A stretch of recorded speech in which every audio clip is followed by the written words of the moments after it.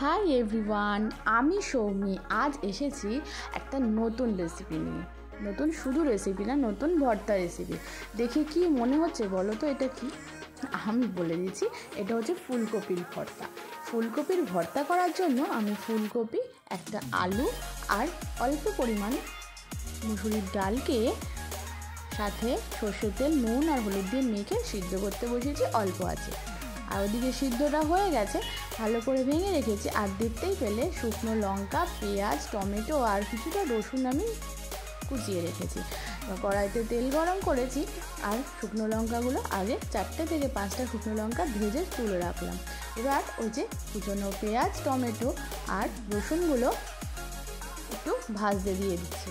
ওগুলোর মনে ভাজা হোক, একটু নাড়াচাড়া করে নিচ্ছি, ওগুলো ওর মতন ভাজতে হোক। আর এদিকে আমি চলে যাই শুকনো লঙ্কাগুলো একটু গুঁড়ো করে রেডি করে নিতে ভর্তার জন্য। চলো, শুকনো লঙ্কার সাথে একটু নুন নিয়েছি, নাহলে ভাজা যাবে না, ভাঙা যাবে না। তো নুনগুলো দিয়ে একটু ভালো মতন শুকনো লঙ্কাগুলো গুঁড়ো করে নিচ্ছি। আর ওই যে ভর্তাটা যেটা সিদ্ধ করে রেখেছি, কফি, আলু, ডাল দিয়ে ভালো করে সিদ্ধ করে রেখেছি, সেটা একটুখানি নিয়ে নিলাম ওটার সাথে মাখবো বলে। এদিকে ভাজা হয়ে গেছে, দেখো বাটিতে তুলে রেখেছি। আর সাথে কিন্তু কিছুটা ভাজার তেলও তুলে রেখেছি। এবার চলো এই ভর্তাটার সাথে এটা ভালো করে মেখে নেওয়া যাক। আমি কিন্তু ভর্তার মধ্যে একটু আলুগুলো রয়ে গেছে ছোটো ছোটো টুকরো, সেগুলো একটু হাত দিয়ে ভালো করে ম্যাশ করে নিচ্ছি। এবং এর মধ্যে এবার ঢেলে দেবো ওই যেটা ভেজে রাখলাম, সাথে তেলটাও ভালো করে মেখে নেব। চলো চটকে মেখে নিই ভালো করে, যেন কোনো দানা না থাকে। আর রসুনগুলো যতটা সম্ভব আমি হাত দিয়ে, রসুনগুলো তো সেদ্ধ হয়ে গেছে, খুব সুন্দর মাখনের মতন একদম সেদ্ধ হয়ে গেছে, সেগুলোকে একটু হাত দিয়ে টিপে আমি ভালো করে ওগুলো মেখে নিচ্ছি। আর এই দেখো মাখা আমার হয়ে গেছে, দেখতেই পাচ্ছ একটু কেমন জলে ভাব এসেছে।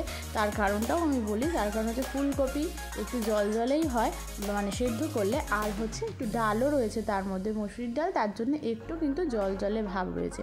এবং কড়াইতে অল্প একটুখানি সাদা তেল কিংবা সর্ষের তেল, আমি এক্ষেত্রে আমার কড়াইতে সাদা তেল একটুখানি ছিল, তার জন্য আমি ওটাতেই দিয়েছি। ভালো করে ভর্তাটা দিয়ে এবার ভালো করে নাড়াচাড়া করে টানাচ্ছি। এখন কিন্তু ফুল ফ্লেম করে দেওয়া আছে যাতে একটু টেনে যায়। আর দিয়ে দিচ্ছি একটু ধনেপাতা। এখন শীতের ধনেপাতা যাতে দেবে টেস্ট আরও দ্বিগুণ বেড়ে যাবে। দেখো ধনেপাতাটা দিয়ে ভালো করে নাড়াচাড়া করছি, এবং তোমরা বুঝতেই পারবে যে একদম আঠালো হয়ে যাবে, জল থাকবে না, একটু লালচে ভাব এসে যাচ্ছে। এবার ভালো করে নাড়াচাড়া করে এবার এটাকে নামিয়ে নেব এবং নামিয়ে নিয়ে পরিবেশন করো গরম ভাতের সাথে। বিশেষ করে আমি এটা ফার্স্ট টাইম ট্রাই করছি, আমি কিন্তু এর আগে কোনো দিন ট্রাই করিনি। একটা ফেসবুক স্ক্রল করতে গিয়ে আমার এই রেসিপিটার সামনে এসেছি, এবং নামানোর পরে বেশ কিছুটা আমি সর্ষের তেল দিয়ে রাখলাম। সত্যি বিশ্বাস করো, গরম ভাতের সাথে দুর্দান্ত লেগেছে। যারা এই রেসিপিটা ফেসবুক থেকে দেখছো তারা প্লিজ একটা লাইক করে দিও, আর যারা দেখছো ইউটিউব চ্যানেল থেকে তারা প্লিজ চ্যানেলটাকে সাবস্ক্রাইব করে লাইক করে আমার পাশে থেকো। দেখা হবে আরও নিত্য নতুন রেসিপি নিয়ে। ভালো থেকো সবাই, টাটা।